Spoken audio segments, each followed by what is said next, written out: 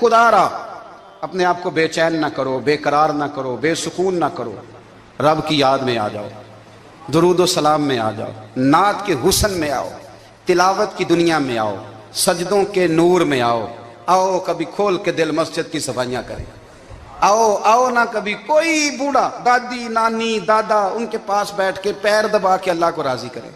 یہ کیف والی جگہ ہیں، یہ سرور والی جگہ۔ اتنی بے چین ہماری زندگی ہے، بے قرار ہے، تڑپتے ہوئے لوگ، لڑتے ہوئے لوگ، ایسے لگتا ہے ابھی ایک دوسرے کا گریبان تھام لیں گے، بے قرار بے چین۔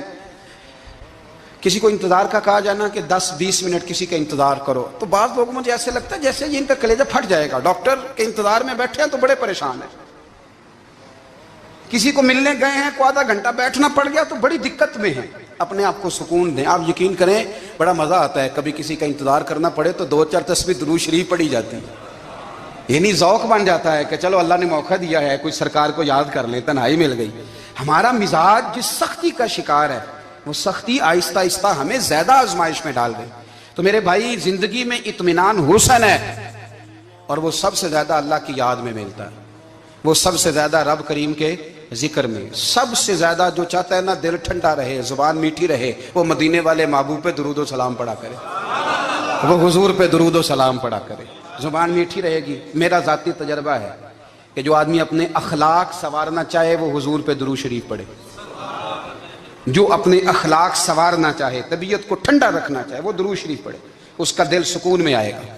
کچھ کام اور ہیں زندگی میں اطمینان کے لیے، ان کا ہونا بھی بڑا ضروری ہے۔ سب سے پہلے اگر آپ چاہتے ہیں نا زندگی میں سکون ہو تو حقیقتوں کا سامنا کرنا سیکھیں، آپ جو ہیں وہ رہنا سیکھیں، جو آپ نہیں ہیں وہ بننے کی کوشش نہ کریں۔ حقیقت کا سامنا کرو گے تو زندگی اطمینان میں آ جائے گی۔ ہم نے نا بہانے بنا لیے ہیں، ہیلے بنا لیے، جھوٹ کے سہارے اپنے آپ کو اونچا کر لیا۔ ایک آدمی سے کہا جاتا ہے تو رشوت نہ لے، تو کہتا ہے میں غریبوں سے نہیں لیتا۔ تو میرا سوال یہ ہے کہ امیروں کا حساب لینے کی اللہ نے تیری ڈیوٹی لگائی ہے، تیرے ذمہ لگایا ہے کہ تو امیروں کا حساب کر، تمہیں کیا ضرورت پڑی ہے؟ ہم نا بہانہ کرتے ہیں، رشوت لینے والے کا الگ بہانہ ہے اور سفارش والے کا الگ بہانہ ہے۔ حقیقت کا سامنا کریں، حقیقت کا، جو میرے ذمہ داریاں ہیں وہ میں نے پوری کرنی، جو آپ کی ذمہ داریاں ہیں وہ آپ جان نہ چھڑائیں، حقیقت پسند بنیں۔ میرے رسول کریم، پھر پڑھیے درود شریف صلی اللہ تعالی علیہ وسلم۔ حضور صلی اللہ علیہ وسلم نے فرمایا کہ میری بیٹی سیدہ فاطمہ الزہرا رضی اللہ تعالی عنہا صرف جنتی نہیں، جنتی عورتوں کی سردار ہے۔ لیکن حضور نے یہ بھی فرمایا کہ فاطمہ یہ خیال رکھنا اگر اللہ نے حساب پوچھا تو حساب تم نے خود دینا ہے۔ حقیقت کی طرف توجہ کرائی حضور نے، وہ صرف جنتی نہیں، جنتی عورتوں کی سردار ہیں، پر حقیقت کی جانب توجہ۔ میں حقیقت یہ ہے کہ اگر مالک نے حساب پوچھا تو اس کی تیاری بھی کرنی ہے۔ دیکھیں نا ہمیں کچھ یقین نہیں، اللہ معاف کرے کہ ہمارا حساب کیسا ہوگا، لیکن کتنے آزاد ہیں۔ یعنی بڑی دلیری سے بندے کہتے ہیں فجر نہیں پڑھتا جی، 3 پڑھتا ہوں جی، شاہ رہ جاتی ہے جی، کپڑے صاحب، بڑی دلیری سے۔ اور سیدہ فاطمہ الزہرا نے ساری رات مصلی باز رکھا ہے، حالانکہ انہیں یقین تھا کہ رب مجھے بغیر حساب کتاب جنت دے گا۔ حقیقت کا سامنا کریں، جو حقوق آپ کے ہیں وہ آپ نے ادا کرنے ہیں، جو ذمہ داریاں ہیں وہ ذمہ داریاں ہیں۔ دیکھیں نا حضرت موسیٰ کلیم اللہ علیہ السلام کے پاس اسرائیل روح نکالنے آئے تو حضرت موسیٰ نے تھپڑ مارا، آنکھ نکال دی، واپس گئے۔ اللہ انہوں نے تو جلال فرمایا ہے، کہا موسیٰ علیہ السلام سے کہیے بیل کی پشت پر ہاتھ رکھیں، جتنے بال ان کے دستے مبارک کے نیچے آئیں گے اتنے 1000 سال ان کی عمر بڑھا دی جائے گی۔ یعنی میرے کان میں کوئی بتا دے کہ جناب 60 سال بڑھ گئی، یا آپ کے کان میں کوئی کہہ دے تو خوشی ہوتی ہے کہ نہیں؟ لیکن یہ حقیقت پسندی نہیں، اس لیے کہ 60 بھی گزر جائیں گے، 70 بھی، یہ حقیقت نہیں۔ حضرت موسیٰ کلیم، چلے میں مثال دیتا ہوں، سمجھ لے 10 بال، حالانکہ بہت زیادہ آتے ہوں گے، 10 بال اگر حضرت موسیٰ کے ہاتھ کے نیچے آئے تو 10,000 سال تو عمر بڑھ گئی نا۔ 10 یعنی 10 سال نہیں، 10 100 نہیں، 10 بہت زیادہ تھی نا۔ تو حضرت موسیٰ کلیم اللہ علیہ السلام سے آ کے عرض کیا گیا حضور بیل کی پشت پر ہاتھ رکھیں، جتنے آپ کے ہاتھ کے نیچے بال آئیں گے اتنے 1000 سال عمر بڑھ جائے گی۔ تو حضرت موسیٰ نے حقیقت پسندی والی بات کی، فرمایا پھر کیا ہوگا؟ 10,000 سال کے بعد پھر کیا ہوگا؟ کہا حضور جانا تو پھر بھی ہے، فرمایا پھر ابھی چلتے ہیں۔ اگر جانا ہے نا، جانا ہے تو پھر اگر جانا ہے تو پھر ابھی، اور سجنوں اگر نماز پڑھنی ہے تو ابھی کیوں نہیں؟ اگر داڑھی رکھنی ہے تو پھر رمضان کا انتظار کیوں کریں؟ ابھی کیوں نہیں؟ اگر سچ بولنا ہے تو پھر، اگر رزق حلال کھانا ہے تو پھر انتظار کاہے گا؟ حقیقت ہوتی ہے، بہانہ ہوتا ہے، حقیقت چھپ نہیں سکتی بناوٹ کے اصولوں سے، کیونکہ خوشبو آ نہیں سکتی کبھی کاغذ کے پھولوں سے، یہ بات یاد رکھیں۔ اگر جانا ہے تو حضرت کلیم فرمانے لگے پھر 10,000 سال کے بعد بھی جانا ہے تو آج بھی۔ ہمیں بے قراری زندگی میں اس لیے کہ ہم حقیقت پسند نہیں، ہم بہانوں میں، ہم ہواؤں میں جیتے ہیں، ہواؤں میں، خیالات میں زندگی گزارتے ہیں۔ بڑا ٹائم پڑا ہے، مثلاً کتنا میرے رسول کریم صلی اللہ تعالیٰ علیہ وآلہ وسلم نے ایک دن صحابہ سے فرمایا تمہیں حیا نہیں آتی؟ حضور کیا ہوا؟ فرمایا وہ والے مکان بناتے ہو جن میں تم رہ نہیں سکتے، وہ والا مال جمع کرتے ہو جو کھا نہیں سکتے، حیا نہیں آتی؟ عرض کی حضور حکم کریں تو محبوب فرمانے لگے جوتے کا ایک تسمہ بند کرتا ہوں تو سوچتا ہوں دوسرا بند کرنے سے پہلے موت آ جائے گی، ایک سانس اندر جاتی ہے تو دوسرا آنے سے پہلے میں یاد کرتا ہوں کہ مجھے دنیا سے جانا ہے۔ تمہیں حیا نہیں آتی؟ وہ مکان بناتے ہو جن میں رہ ہی نہیں سکتے، وہ مال جمع کرتے ہو جو کھا، حقیقت پسند نہیں بھائی ہم۔ بہت سارے لوگ یہاں بڑی باتیں سناتے ہیں، بڑی، میں کہتا ہوں اصل میں نا زیادہ باتیں سنا کے نا بیچارہ اپنے آپ کو مطمئن کرنا چاہتا ہے، اصل بات یہ ہے کہ اندر سے نا ہلا ہوا ہے، کچھ بھی نہیں، بڑا زیادہ ہنستا ہے اور مجھے لگتا ہے کہ کوئی گہرا زخم چھپا رہا، اس لیے ملمہ سازی۔ حقیقت پسند بنو، حقیقت پسند۔ یاد رکھنا من ترک صلاۃ متعمدا فقد کفر، میرے رسول نے حقیقت بیان کی، فرمایا جس نے ایک نماز بھی جان بوجھ کے چھوڑی اس نے رب کے رب ہونے کا انکار کیا، اس نے کفران نعمت کیا۔ یہ حقیقت ہے، کوئی کلیریفیکیشن نہیں، کوئی وضاحت نہیں۔ جو نماز نہیں پڑھتا جھوٹ بولتا ہے، غلط بیانی کرتا ہے۔ جو شخص رزق حرام کما کے کہتا ہے کہ اس کے بغیر گزارا نہیں چلتا، وہ جھوٹ بولتا ہے، اس لیے کہ رب فرماتا ہے جب تجھے پیدا کیا ہے تو تیرا رزق میرے ذمہ ہے۔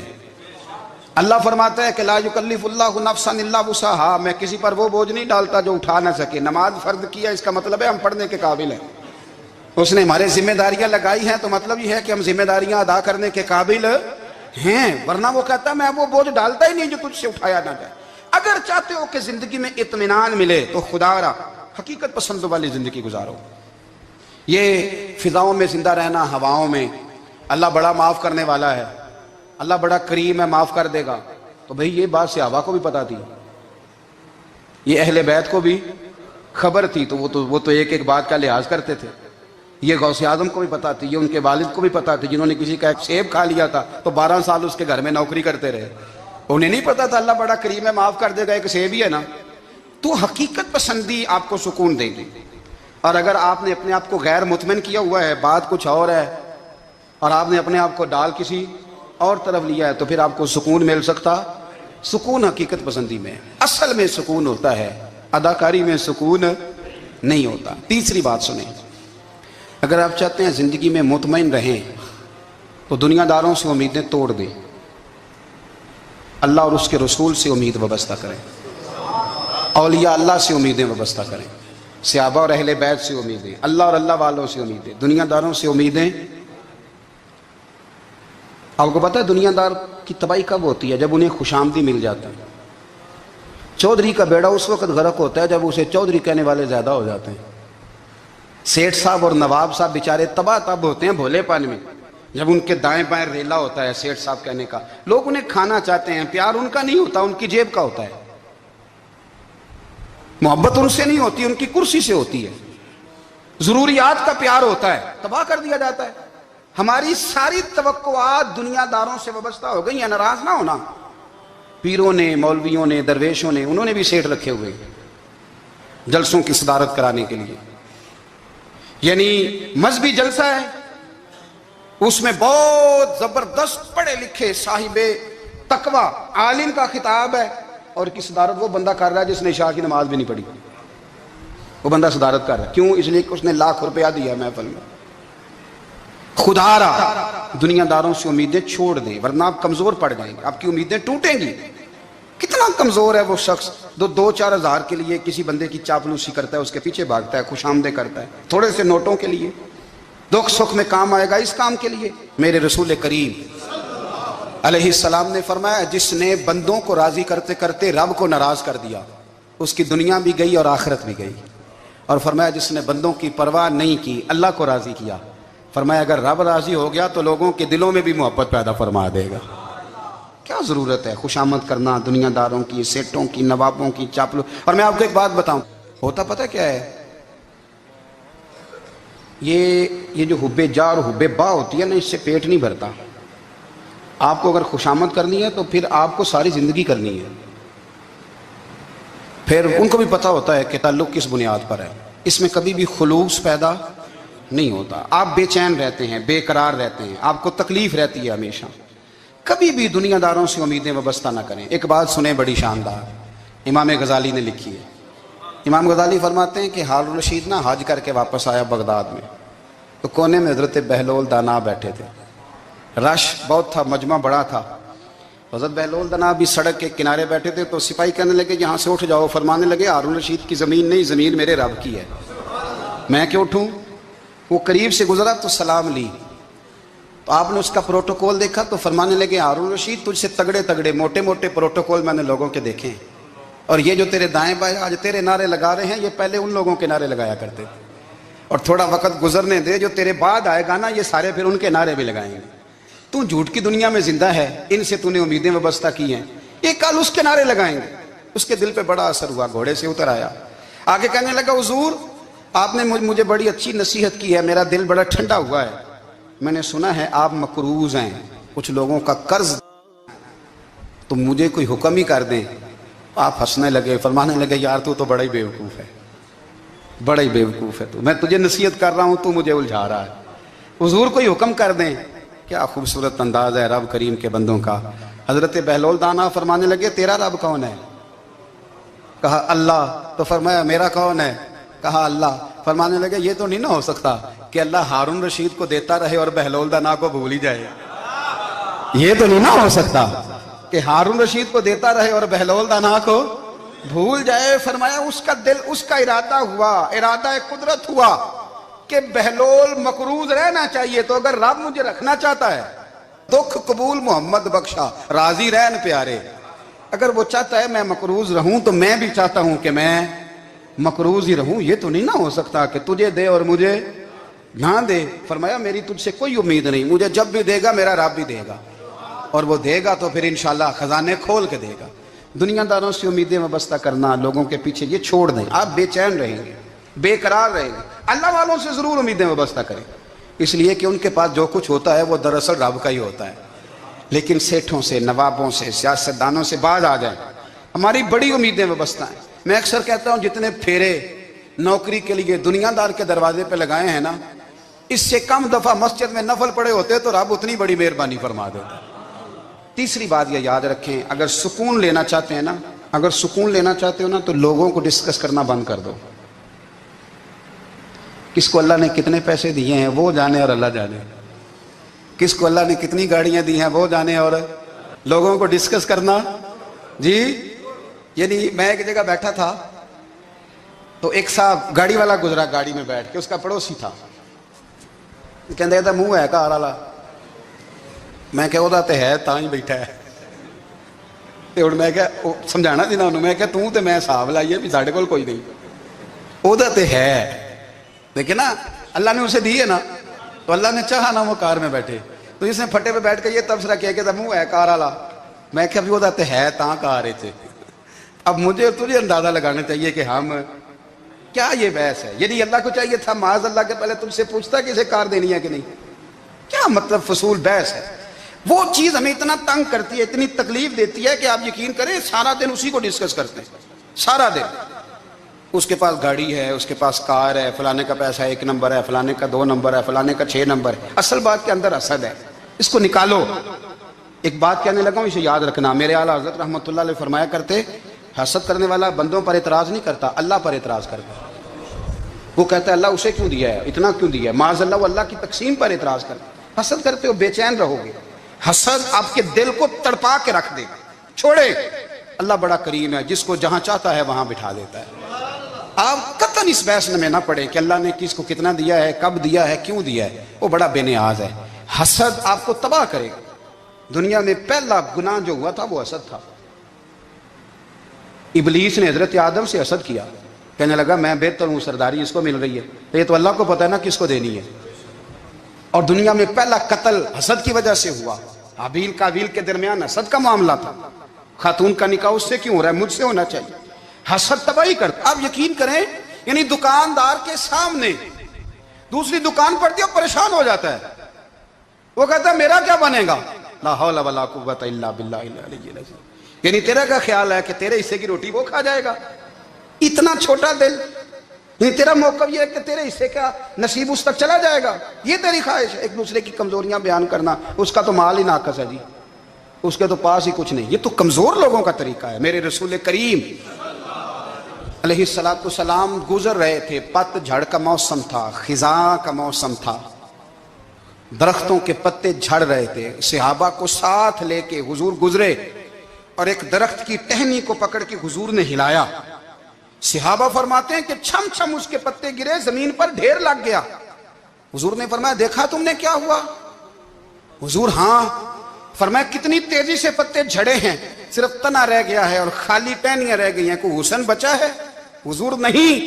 تو نبی کریم فرمانے لگے جو حسد کرتا ہے نا اس کی نیکیاں بھی اسی طرح جھڑ جاتی ہیں، اسی طرح۔ اور ایک جگہ حضور فرمانے لگے جس طرح راکھ لکڑی کو آگ کھا جاتی ہے، جس طرح لکڑی کو آگ، جب آگ کھا جائے تو پھر لکڑی کو لکڑی نہیں کہا جاتا، راکھ کہا جاتا ہے، کوئلہ کہا جاتا ہے، اس کی اصل باقی یعنی اسے کھائی جاتی ہے۔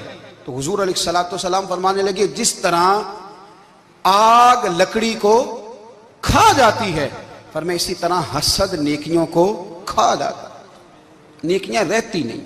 حسد کرنے والے کے پاس نیکیاں یعنی ان کی اصل شکل موجود، کبھی بھی حسد نہیں کریں۔ اللہ کی تقسیم ہے، جس کو چاہے جب چاہے جتنا چاہے عطا کرے۔ اور چوتھی بات میرے بھائی، کبھی بھی بغض نہ پیدا کریں۔ بغض والے لوگ بے سکون رہتے ہیں۔ بہت ساری کمزوریاں ہمارے اندر ہوتی ہیں نا، پھر اللہ ہماری روزی تو نہیں نہ بند فرماتا، یہ تو نہیں کہتا کہ زمین سے نکل جاؤ۔ اگر یہی والا معاملہ ہو جو ہمارا ہے کہ شادی پہ اس نے میرے ساتھ برا سلوک کیا تھا، اب ساری زندگی بغض رکھنا ہے، اگر یہی معاملہ فرشتے اللہ کی بارگاہ میں کہیں کہ یا اللہ اس نے فلانے دن شراب پی تھی، اب اس کو زمین میں نہیں رہنے دینا، نظام زندگی چلے گا؟ تو اگر اللہ ہمیں معاف کرتا ہے تو ہم بندوں کو معاف کیوں نہیں کرتے؟ آپ یقین کریں اتنی لمبی عداوتیں، اتنا لمبا حسد، اتنا لمبا بغض، اتنا لمبا۔ حدیث میں نے پڑھی، میں حیران رہ گیا۔ میرے نبی کریم علیہ السلام نے فرمایا اپنی بیوی سے کبھی بغض نہ رکھنا، اگر اس کی ایک بات ناپسند ہو تو اسے چھوڑ کے وہ بات دیکھو جو تمہیں پسند ہے۔ میں اس حدیث کو پڑھ کے سوچنے لگا کہ کیا بیوی کا بھی بغض رکھتے ہیں لوگ؟ اب حضور نے کہا ہے تو اس کا مطلب ہے لوگ بیوی کا بغض بھی رکھتے ہیں۔ اب اس پر استدلال کر کے مجھے کہنا پڑے گا کہ سسرال والوں کا بغض بھی رکھتے ہیں، کہنا پڑے گا کہ بھائی کے سسرال والوں سے بھی بغض رکھتے۔ اس حدیث کی روشنی میں سمجھا کہ لوگ بھابھی کا بغض رکھتے ہیں، بغض، ورنہ عادتیں تو ہماری بھی کئی بری ہوتی ہیں۔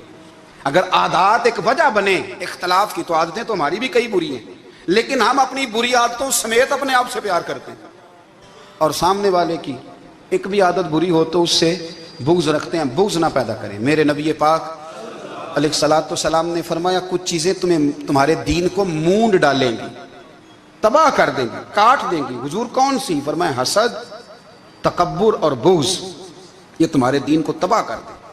ہم بے چین اس لیے ہیں کہ ہم نے بہت سارے لوگوں کا بغض پالا ہوا ہے، اور ہر فیلڈ میں سیاستدان نے سیاستدان کا، ذاتیات پر اتر کے بات کرتے ہیں، معزز ترین لوگ، تاجر نے تاجر کا، اللہ ماشاءاللہ بعض جگہ پہ اہل علم بھی ایک دوسرے سے عداوت رکھتے ہیں۔ خدا را دل رب کریم کے آنے کا ٹھکانہ ہے، یہ صاف ہوگا تو اس میں رب رسول کے جلوے ہوں گے، اور اگر اس میں عداوت ہو، اس میں بغض ہو، اس میں کینہ ہو، نفاق ہو، سنیں میرے رسول کریم حضرت ابوبکر صدیق رضی اللہ تعالیٰ عنہ کہتے ہیں میں رو ہی پڑا۔ مکہ فتح ہوا نا تو اکرمہ بن ابو جہل نے پیغام بھیجا کہ میں نا کلمہ پڑھنے کے لیے آ رہا ہوں۔ بات لمبی ہے، میں موضوع پہ رہنا چاہتا ہوں۔ کہتے ہیں جب وہ آنے لگا نا تو نبی پاک نے ہم سب کو بلایا، ہم حاضر خدمت ہوئے تو حضور فرمانے لگے کہ اس کے باپ نے نا بڑا ظلم کیا ہے ہمارے ساتھ، ابو جال نے بڑا ستایا ہے, بڑی تکلیف دی ہے.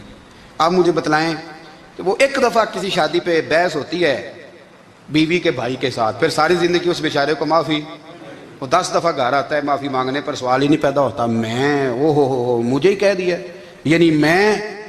یعنی پھر مجھے ہی کہہ دیا آپ نے, اور میری شان میں بے ادبی, اور پھر میں معاف کر دوں, توبہ توبہ توبہ, یہ کیسے ہو سکتا ہے, میری ناک نیچی ہو جائے گی, اور آپ نے مجھے کہہ دیا, سوال ہی نہیں پیدا ہوتا. اور یہ رونا میں اکثر ہوتا ہوں کہ شادی والے دن داماد صاحب کا زیادہ دماغ خراب ہوتا ہے. جب چھوٹی سالی کی شادی ہوتی ہے نا, اس دن اس کو بخار چڑھتا ہے, کوئی اس کو کان میں کہتا ہے تیری عزت نہیں کر دے, اس دن اس کا دماغ خراب ہو جاتا ہے, بچے اٹھا کے نکل آتا ہے, وہ بیچارہ سسر منتیں کر رہا ہوتا ہے کہ تیری مہربانی آ جا, یہ عزت کرا رہا ہے. تو میں نے کہا احتجاج کر کے جو عزت کرائی جاتی ہے وہ عزت نہیں ہوتی.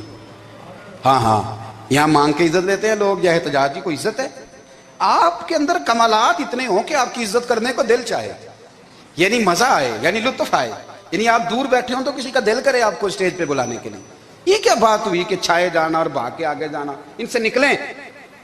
اکرمہ بن ابو جال کلمہ پڑھنے کے ارادے سے آ رہے ہیں, حضور علیہ السلام نے صحابہ کو بلایا. کتنی زیادہ دعوت رکھی جا سکتی تھی معاذ اللہ, کب سے وہ چلا تھا ظلم کرنے, اور اس کے بعد اس کا بیٹا شروع ہو گیا. کتنی باتیں تھیں جو ناقابل معافی تھیں, پر کریم رسول نے ہمیں بتلایا ہے کہ سکون والی زندگی کہتے کس کو ہے. جب سب لوگ جمع ہو گئے تو حضور نے فرمایا بھئی وہ کلمہ پڑھنے آ رہا ہے, اس کے باپ نے ظلم بڑے کیے ہیں, پر میری نصیحت یہ ہے کہ اس کے سامنے اس کے باپ کو کوئی برا نہ کہے, خبردار کوئی اس کے سامنے کوئی بات نہ کرے. اب وہ کلمہ پڑھنے آ رہا ہے, مطیع ہو کے آ رہا ہے, بان کے آ رہا ہے. کہتے ہیں اللہ کے رسول نے نا کافی دیر تک خطبہ دیا, بریفنگ دی, بات سمجھائی. جناب صدیق اکبر کہتے ہیں میں رو پڑا. ایک صحابی مجھے کہنے لگے تمہیں کیا ہوا؟ تو میں نے کہا میں مصطفیٰ کی رحمت پہ رو رہا ہوں. دیکھو کن کے لیے حضور گراؤنڈ بنا رہے ہیں, دیکھو کن کے لیے حضور تیاری کر رہے ہیں, جنہوں نے ساری زندگی دشمنی کی. خدا را یہ اندر سے عداوتیں نکال پھینکو. او بھائی اتنا تو لمبا ٹائم ہی کوئی نہیں, اتنا تو وقت ہی کوئی نہیں, اس کو صاف رکھو. بندہ کوئی کر بھی گیا تو کوئی حرج نہیں. چنگی مندی سجنا کولوں 100 واری ہو جاندی, یار یاراں دا گلا نہیں کر دے. اصل پریت یار یاراں دا جڑا گلا کردا تے یار نہیں جی ہوندا. ہاں پکی بات, پکی پیڑی. میرا ایک سنگی مجھے آ کے آنے لگا فلانی جگہ بندہ یہ بات کر رہا تھا. میں کہ تو اوتھے ہی سیں سوندا سیں, تم ہی نال ہی سیں. میرا تو سجن بات سن ہی نہیں سکتا. چنگی مندی سجنا کولوں 100 واری ہو جاندی, یار یاراں دا گلا نہیں کر دے. اصل پریت جنہاں دی. ہاں جو بندے پھر ہوتے اس طرح کے, ان کے لیے بھی میاں صاحب نے کہا ہے, ان کے لیے بھی میاں صاحب نے کہا ہے, ان کے لیے بھی آپ نے بات ارشاد فرمائی ہے. آپ نے فرمایا چنگا ہویا لڑ نیڑیوں چھٹا, کتے عمر نہیں لنگی ساری. بے قدران دی یاری کولوں توبہ لکھ لکھ باری. او چنگا ہویا لڑ نیڑیوں چھٹا, کتے عمر نہیں لنگی ساری.